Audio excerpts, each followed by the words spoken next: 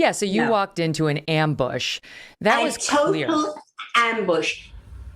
Oh, Lord. So 7 months later, Sharon Osbourne clearly hasn't learned anything from that March 10th episode of The Talk, where she was unprofessional and unwilling to listen to views that were different from hers.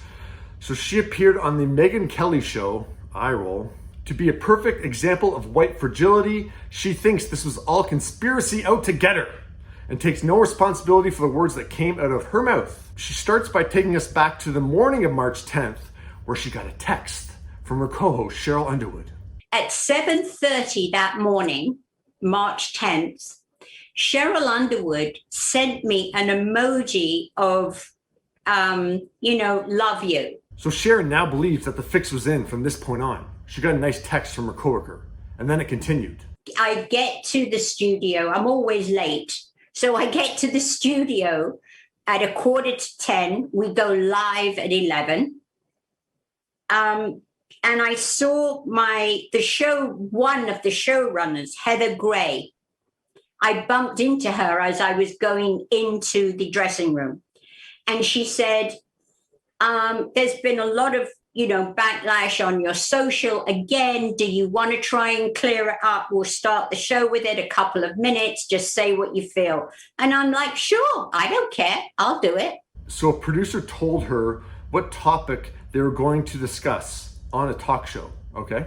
I get a call from her and she says, how do you feel about a couple of the ladies that disagree with you that maybe want to ask you questions about peers? And I'm like, oh, okay, all right. I'm a team player. Okay, fine. If that's what you want, fine. So Sharon is told that on a talk show panel, there's going to be co-hosts that have a different opinion than hers. Okay. Then, of course, it all went sideways on air when Sharon was unwilling to listen to two black women give their opinion and why they saw Piers Morgan's comments about Meghan Markle as racist. We've heard that all through the Black Lives Matter movement. It's not my job to educate you, but you should know everything. But you weren't saying educate me on racism, you were saying what specifically has he said? Has he said? That you think is, so you're saying give me the evidence against him, right, and by implication, me for supporting him. And they couldn't do it. I watched the whole thing repeatedly. It was painful. They couldn't do it, Sharon. They didn't have it. Megyn, this is extremely painful to watch. Two white women who act like everyone is out to get them, and they take no responsibility for their own actions. And Elaine and Sheryl very eloquently explained why they felt that Pierce's comments were racist, but because he never said a blatant racist slur, you don't want to listen. Now let's let Sharon get back to her conspiracy theory. Is there one person at CBS that you think was behind this whole thing against you?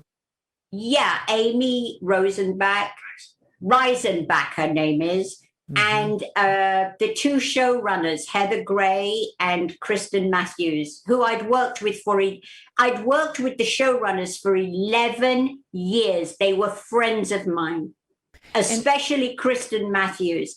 And I told them that they destroyed me. They were very afraid of me because I'm not afraid to say what I feel. And they just wanted me gone. And now Sharon recalls what she said to Sheryl during the commercial break. I kept saying to her, why are you doing this? Why do this to me? Nope, you did this to yourself, Sharon. No one forced you to have that irrational, ignorant reaction on live TV. And after all of that, Sharon says this. I don't want to seem a victim, Megyn, but it was pretty damn tough. I can't even. And the fact that she's talking to Megyn Kelly about all this, I think I've said all I need to say. But yeah, I'm interested to hear your thoughts on Sharon Osbourne still not understanding anything at all. What do you think?